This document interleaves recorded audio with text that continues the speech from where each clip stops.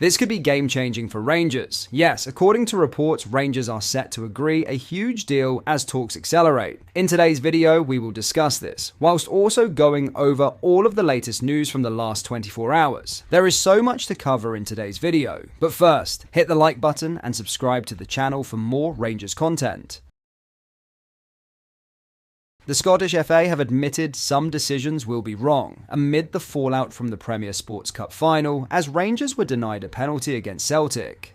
SFA Chief Executive Ian Maxwell has responded to Rangers' claims they should have been awarded a spot kick in extra time during Sunday's final at Hampden Park. Speaking on Wednesday morning, Maxwell was asked about the flashpoint. He said, "Decisions will be wrong, that's a given. We'll eradicate them as much as we possibly can. We've done that in the vast majority of cases, but there are always going to be one or two that will fall out with that because there's people involved.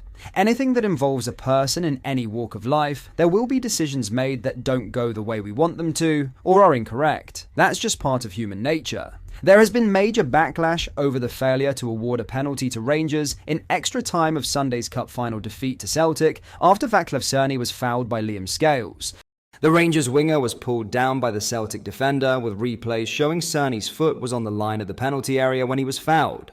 VAR did not intervene when referee John Beaton awarded Rangers a free kick after failing to spot the infringement had occurred on the 18-yard line. According to IFAB laws, a penalty should have been awarded. Law 12 states, if a defender starts holding an attacker outside the penalty area and continues holding inside the penalty area, the referee must award a penalty kick. New Rangers CEO Patrick Stewart demanded answers from the Scottish FA on his first day in the job on Monday. Sunday's Cup final VAR duo, Alan Muir and Frank Connor, have not been assigned matches this weekend following the controversy. In other news, and according to reports, ASFAR and Rangers are set to sign a partnership that will pave the way for young talents from ASFAR's academy to make an earlier move to Europe. The deal will also see friendly matches scheduled between the two clubs, strengthening the ties between them. This partnership will be a huge step in the development of ASFAR's rising stars. This is who we got Hamza Igamane from, and comes after the news we shared yesterday with regard to the club looking to sign a centre-back. Yes, Rangers have reportedly made contact with ASFAR over Moroccan defender Hatem Essaouabi. According to reports in his homeland, the Ibrox side have been impressed by Essaouabi's performances and are considering making a move for the 24-year-old to join in the summer as Philippe Clement looks to bolster his options at centre-back. The Ger also signed striker Hamza Igamane from the same club on a £1.7 million deal last summer. Essaouabi, who has a market value of just under £750,000, has spent the majority of his career in the Moroccan capital of Rabat, aside from a brief loan spell at TAS Casablanca 2 years ago. He has made 6 appearances so far this season for ASFAR, who currently sit 5th in the Moroccan top tier. Following injuries to John Sutar and Nareisho Casanwirjo, it's understood that Rangers will prioritise targeting a centre-back in the January transfer window, with a loan deal also possible. While a central defender was already on the agenda prior to Sutar's injury, in last week's Europa League draw with Tottenham, news that the Scotland international will be sidelined for weeks has exacerbated the need for cover in the heart of defence, with Robin Proper and Leon Balogun currently Clement's only first-choice options. What are your thoughts on this? Let me know in the comments.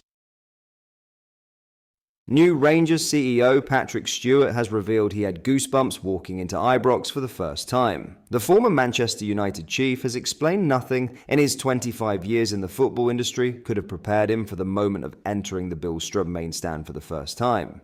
Stewart officially began as Rangers chief executive on Monday, where his first duty was contacting the Scottish FA to demand an explanation over the failure to award Rangers a penalty against Celtic in the Premier Sports Cup final. Despite the inevitable disappointment over the result at Hampden, Stewart has admitted he is incredibly excited to dive into his role at Ibrox in the coming weeks. "It is a huge honour," he said, "of becoming Rangers CEO. I have been working in football for 25 years and I have been fortunate to walk into Old Trafford for 18 of those years. But the goosebumps I felt when I walked into the Billstrub main stand for the first time was unlike anything I've ever experienced. You can feel the heritage, and when you combine that with the club's amazing fan base, the iconic stadium, I'm incredibly excited. Obviously, it is somewhat bittersweet. Yesterday was my first day and we were licking our wounds from Sunday. It was disappointing in the manner of the defeat, but we can take a huge amount from it. There is a lot to be optimistic about, but yesterday was bittersweet. I was really excited to start the role, but I was disappointed it wasn't with a trophy in the cabinet. On where Rangers stand in a footballing sense currently, he added, there has been a lot for us to be cautiously optimistic about in recent weeks. I know the signings we made in the summer are starting to really bed in and play with a degree of confidence. In fairness to Philippe, he always said it would take time. You always say, when will that time come? And we have seen that in the last few weeks. We can't forget the women's team who have had a consistent season so far, and Sunday was an anomaly. But I am positive with the work Joe Potter and Donald Gillies are doing there. James Tavernier has declared himself ready to take any criticism which is aimed in his direction following the Premier Sports Cup final defeat to Celtic, and work on the improvements Rangers need to make to land silverware. Tavernier performed well in the match against the Parkhead Club at Hampden on Sunday and put himself forward to take the first penalty in the shootout, which he duly converted after the two teams had finished the level at 3-3 at the end of extra time. However, the Englishman, who was targeted for sickening personal abuse after his side's 3-0 Old Firm defeat in the East End at the start of September, still knows that he will bear the brunt of the fans' frustrations. The right back, though, is only concerned with helping Philippe Clement's men, who came from behind twice against Brendan Rodgers' Chargers to take it to spot kicks, continue their progress. He is determined to help Rangers perform better both up front and at the back, starting in the William Hill Premiership encounter with Dundee and Govan on Saturday. We are in the front line, the manager and myself, he said. Being in those positions at a huge club like Rangers means you're obviously going to take the heat. But I'm more than prepared to take it. I have to galvanise the lads as we go again this weekend, but I've always been ready to lead. Tavernier has been left out of the Rangers starting lineup at times this term, but he has felt the benefit of being rested by Clement and is feeling positive about the remainder of the 2024/25 campaign, despite the weekend disappointment. There's been small tweaks over the past few weeks which have helped my gameplay, he said, so I will continue to keep pushing myself. I still felt strong once the final whistle went on Sunday. I am always going to push myself and the boys hard. I'm always there to be asked, and if I'm required, I will always step up. The manager decided who took the penalties, but I'm obviously captain and will take the first penalty and any penalty that's asked of us. I'm proud of everyone who stepped up and was man enough to do that. These games are fine margins and it obviously hurts when you lose a penalty shootout. I'm just proud of the lads who went up took one.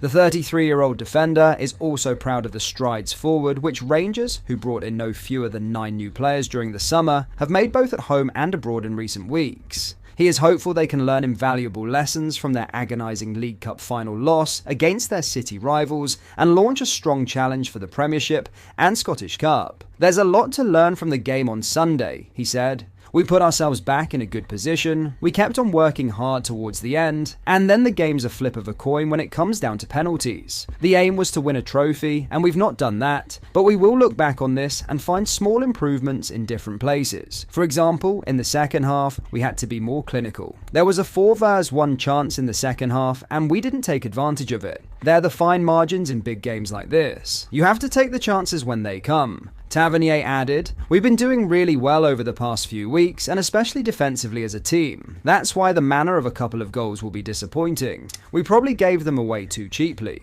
We will look at stuff like that. The other aspect is being a little more clinical. There's a lot of positives to take out of it. At the end of the day, we didn't win, so we've got to think about. Sunday was decided on a penalty shootout. We're getting better and stronger as a team compared to the first Old Firm game this season. We are improving as a team, especially considering how young it is, and we just have to continue working hard.